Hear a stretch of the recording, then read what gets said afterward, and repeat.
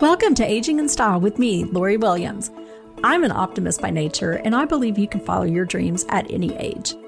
My grandmother's journey with dementia ignited a passion in me to work with seniors.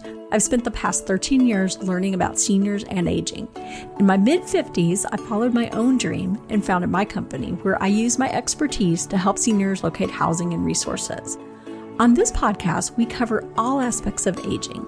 Join us each week to meet senior living experts and inspirational seniors who are following their dreams. The fact is, we're all aging, so why not do it in style? Hi, welcome to today's show. I have a special guest today and a special show. Today we're going to talk about teens and seniors. I just thought it'd be kind of a fun topic to cover, and I've never heard anyone talk about it and talk about the whole multi-generational connection of our teens and how they can interact with our seniors. So that's what we're talking about today. My guest is a lovely young lady. I know her very well. Her name is Abby Williams, and yes, she is my daughter. She is 17 years old, and she works for a senior living community, a independent living community, one that in past episodes we've described as a cruise ship on land, because they do all three meals, they do housekeeping, they do everything in one. And Abby is a server there. And so we're going to talk to Abby. Hi. She's ready to get started. We're going to talk to Abby today about what she does, how it has affected her working with seniors and being with them, not every day, but when she does work, and just kind of get a teen perspective on seniors. So, hi, welcome, Abby. Hi, thank you for having me. You are very welcome. I'm very excited that you said yes, and she did. She immediately said yes, that she would like to be on the show, but that she was a little bit nervous, but I know she's going to do great. So Abby is a 17-year-old. She's a senior in high school, and she has worked at a community for how long now? About a year. It was mid-December when I started. Okay, great.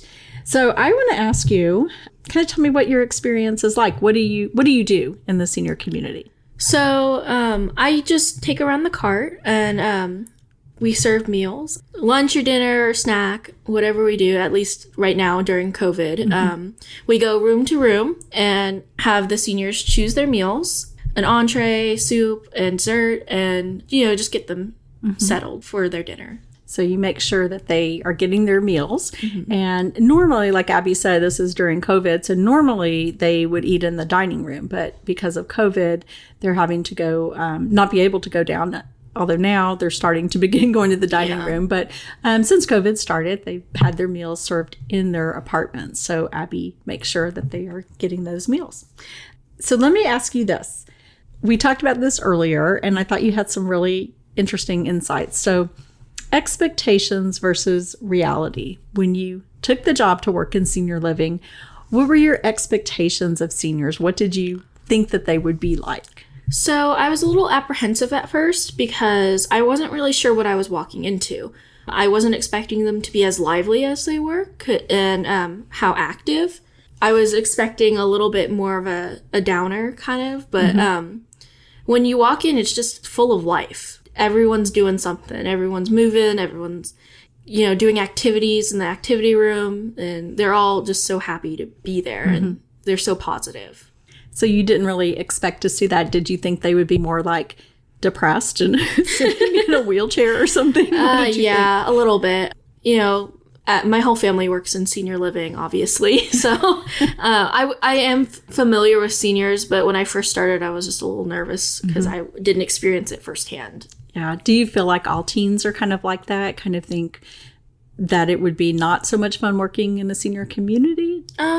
I can't speak for all teens, but I would say like the majority of teens do think in that range. Yeah. That they're just like, oh, I don't want to work with old people. Yeah. I've actually had a few people tell me that they're a little afraid of working with old people, which is I'm definitely trying to break the stigma about that because they're not scary. They're just normal people. Normal people that you see on the street, and a lot of several are just ready to greet you and so excited, open arms. Oh, so when they open their doors, don't laugh at your mother. When they open their doors, they're joyful and happy to see you. Yes, they're all so excited. It's great. You're bringing them food, so yes, obviously. I'd be happy to see you too. Yeah. So when you started working with seniors, did you ever think that, someone who's maybe 87 years old, that they think kind of like you, or did you think that you didn't know what they thought? They were just old people, but they don't really have the same thoughts that you have. Did you? Yeah, I really just didn't expect to have so many similarities. Of course, I am an old soul, but like even with just normal conversations, they're just so, active. And I went in thinking that, oh my gosh, it's going to be so old fashioned. It's not going to be something that I enjoy. And I really do enjoy having conversations with them. And I know you tell stories to me a lot about, that a lot of them like to tease back and forth, which I think is fun. Absolutely. Absolutely. So you feel like you can really be yourself and share and learn about them. Definitely. It was not long before I was able to completely open up and joke around and have little inside jokes with everybody, That's great. I love that. So let me ask you this, and I know you have to say no, but do you have a favorite resident where you work? Well, I would say no, but I do have a couple of favorites. Tell me about your favorites and why they're your favorites. Okay, so my first little favorite, she's a little lady. Her name is Miss Susan. She is just a bundle of energy. She is always ready and happy to greet you. She is a spicy lady. I will tell you that. She's always greeting with such energy. So Miss Susan was actually one of the first flight attendants, and she just went everywhere, I mean, that's what a flight attendant does, but she was one of the first, which is a major, major accomplishment. Mm-hmm. And she, I have met her as well, and she is quite somebody. She's quite interesting. Yeah, very fun. Yeah.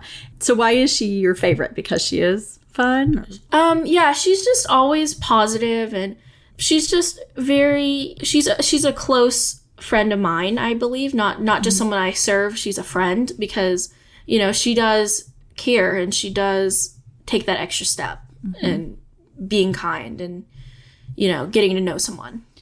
And I know she likes fashion a lot too. Oh, yes. Sometimes we are twins. Yeah. I know she almost stole something off your back one day, didn't she? Yes. So does it surprise you to say that, or you probably never thought, but to say that an 80-something-year-old lady is one of your close friends? I mean, I am an old soul, so I wouldn't put it past me, but I think it does surprise me because I find myself relating to these older ladies and gentlemen more than some of the teens that I go to school with. Yeah. Yeah. Well, that's great. Who is your second favorite? You said you had a couple. Oh, goodness. I have so many. So really, they're all your favorites. Yes, they're all my favorites. Each and every one of them has something special that I really admire about them. You were telling me about one gentleman, Mr. Harry, I think you said, and he showed you his map. Oh, it was Mr. Al. Okay, tell us about him.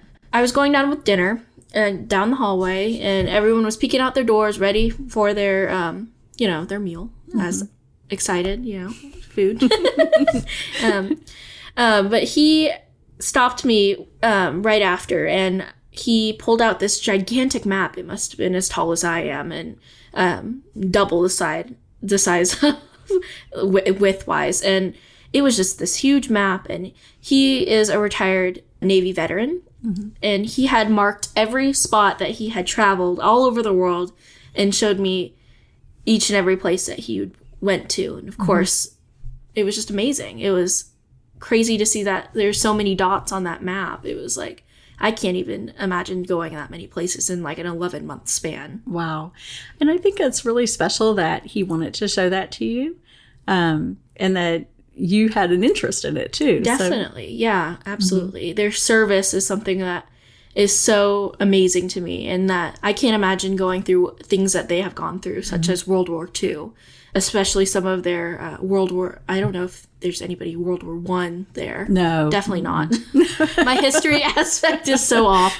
But like the Vietnam War, everything, all the different experiences, just day to day. Yeah. And then I do think, for me, I think it's cool when I meet a World War II veteran. And for you, that's got to be kind of mind-blowing that you're talking to a World War II veteran and serving a meal. Absolutely. Sometimes you kind of forget, and then you have this moment where you're like, wow, I just talked to someone so legendary and so wonderful. And, you know, they did so much for us. And with their personality, it's hard to even tell, you know? I think that's amazing. And I think sometimes, not just teens, but I think everyone, you know, there are people that sort of overlook our seniors and they don't realize what a treasure they're passing up. Oh, absolutely. I totally agree. Like I said, every individual is different and special in their own way, whether it be handing out candy to the servers, or we have a couple ladies who like to give us a little treat every time we stop by, just as a little thanks, or just even saying just thank you. You know, that they're just so kind always, and you know, it's just great. And I know there's one lady that has taken an interest because you are into theater. Yes. And so tell us about her. I just happened to strike up a conversation with this lady, and we have now become very good friends. And, you know, she has a niece that is in the industry, and, you know, she was kind enough to give me her name and just, you know, take a real interest and take a few moments to focus on something other than, you know, themselves or their day, to, you know, reach out. And be encouraging. Yeah, she's very absolutely. encouraging for your career. Absolutely. What you want to do. You don't expect that when you're in something like theater, but when you get someone so special that is just really there for you and really just, like you said, encouraging, it's very special. And it's more than a friendship. Is she the one who had been in theater also herself? Yes. She actually was in, I can't remember the show at the moment, but she did make her debut on in Casa Manana in that theater. So in Fort Worth. Yes. So it was great. Yeah, that's cool to make those connections. And there are those connections to make no matter what your age. And Yeah, what absolutely. Age difference. A lot of these ladies could actually be your great-grandmother. Oh yeah, definitely. Yeah, easily. So what ways would you say that teens could get involved with seniors? I know they could probably work there, but what are some other ways that you think teens could get involved with seniors? So definitely for more of a long-term option, it would be working there and applying just to get to see day by day how they are, and, you know, really getting to interact.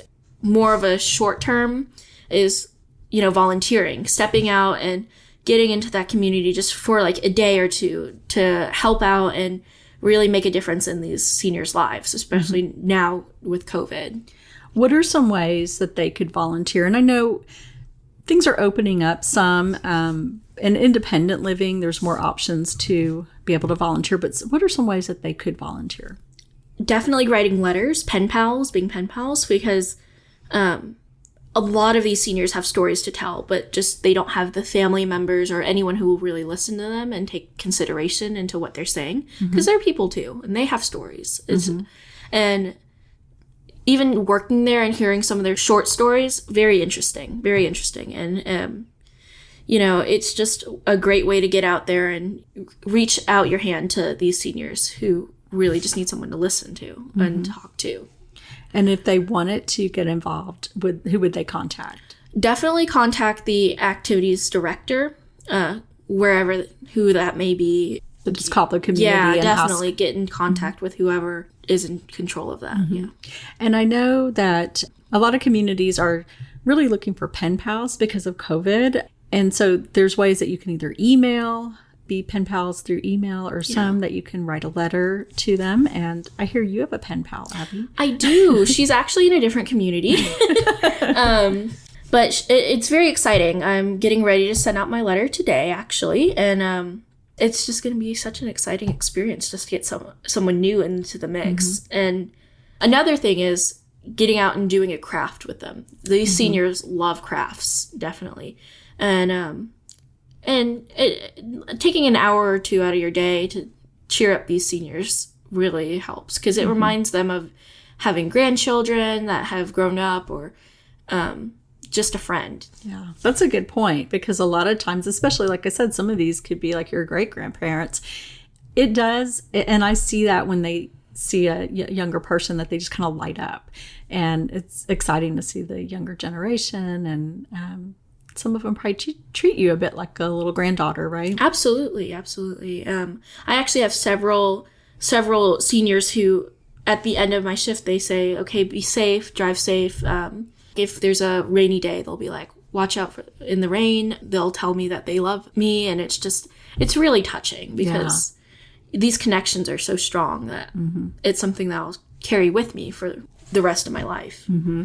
Do you feel this experience has changed you? Oh, absolutely. It's taught me to be more patient, definitely being more responsible, being more respectful. Again, patient, because some of these residents, they go through some things, and it's... and you do have to be patient, because maybe it takes them longer to come to the door, kind of thing. And speak louder sometimes. Yeah. I've had some residents say, thank you for waiting, because not everyone waits, and not everyone takes that time. And you really you have to take that extra step to accommodate the seniors. Mm-hmm. So this doesn't necessarily feel like just a job to you. No, absolutely not. It's something very special, like I've said before. But yeah, and I've noticed when you come home that you seem really energized after you get off of a shift, and you always have a story to tell me. Oh, yes. These seniors, man, they are full of life and full of energy. Some days when I'm having a more, like when I come in, I'm usually a little bit more tired coming in from school, and a little bit more drained. And by the end of my shift, I'm just ready and raring, and because of all these seniors, they're so energetic. Yeah, and that they've just been so happy to see you, and then you feel good because you've been a part of their lives. Yes, brought absolutely. a little sunshine. And I know some of the seniors even have dogs. Oh, yeah. Their dogs are something else sometimes. So you make friends with their dogs, too. I do make friends with the dogs, make friends with the seniors, make friends with their dogs. It's just a win-win situation. Okay, so you started working at the community prior to COVID beginning. So what differences have you seen since COVID? Like in how you do things? Obviously it's different, but have you seen a change in the residents at your community? Absolutely, I have. Going down to the dining room is a big thing for the seniors, because it's like going down to a restaurant with all of your friends. You sit at a table with 3 other people, and you just get to talk, and it's very much like a restaurant experience. But now that COVID has happened, there's been such a shift in how we're doing things. It's a little disheartening to some of them. A lot of them feel lonely, because not only that they don't get that experience to see the other residents and have conversations. Socialize. Yeah, exactly. Sorry, I was a little tongue-tied there. It's okay. But it's also that family members can't come see them as often. And it's just, when we stop by, we carry all of our food on a cart and just roll it down the hallway and, knock on their doors. And they're just so excited, not only for the food, but just to see like another person. And have a little conversation. Yeah, exactly. Get their thoughts out for the day. Yeah, that's got to be hard. So I'm glad things are finally kind of starting to open up again. Hopefully, I know you've started where some are going down and dining. There's a sign-up sheet that we have, and a limited amount of residents can come and eat dinner socially distanced, and have that little bit of normalcy again. Has it been difficult because they can't really see your face because you have a mask on now? Oh yeah. Well, it's a little bit different, just a little bit, because as long as you give them a smile and happy face, they can tell. They can tell, yeah. Yeah. I've had a couple people tell me, oh my gosh, your smile so, it's just so happy. And I'm thinking to myself, you can only see half of my face. You can only see my eyes. Well, your eyes are smiling, I guess. Yeah, that's what they tell me, which is good. That's really sweet. And when you come in for a shift, what's that look like? So you have to have your temperature taken? Oh, absolutely. Yeah. So as soon as we walk in, we clock in. We have to go through a daily screening little form. We get our temperatures taken. Then as soon as we're clear to go, we wash our hands, glove up, and then that's when we can start our dinner service or lunch service. Or snack. You Yes, ran the snack cart, too. yes. Those seniors love their snacks. This is something that we've implemented during COVID, and I don't think we're ever going to be able to go back. What do you have on the snack cart? It's a little bit of a different selection every day, but we have fruit and little veggies. We have baked muffins, cookies, pretzels, whatever, and they're all in tiny little things. So that, like small containers. Yeah, not too filling for them. Yeah. Well, good. They like to chase me down. Yeah, you don't miss them, right? No. They go running down the hallway. Is that the snack cart? That is so funny. We should have like a little bell or something on it for you. That'd be kind of funny.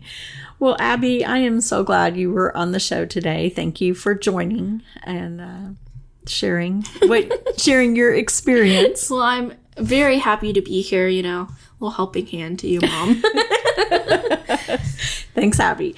I hope everyone enjoyed just learning, seeing a different perspective and learning a little bit about how a teen can connect with the senior. I think it's really cool and really important, and I think we should encourage our teens to spend more time with our seniors.